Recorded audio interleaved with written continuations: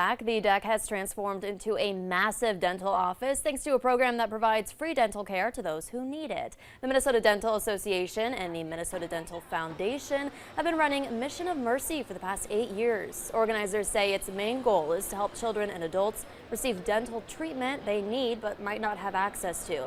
This multi-day event is almost all volunteer-based, and without them, some patients wouldn't be getting the care they need.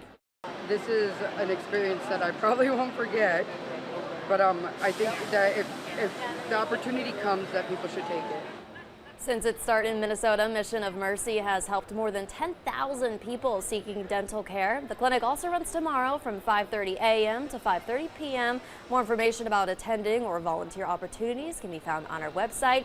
Be sure to tune in tomorrow night at 6 here on Northern News Now to hear from event coordinators and even a dental student volunteering for the cause.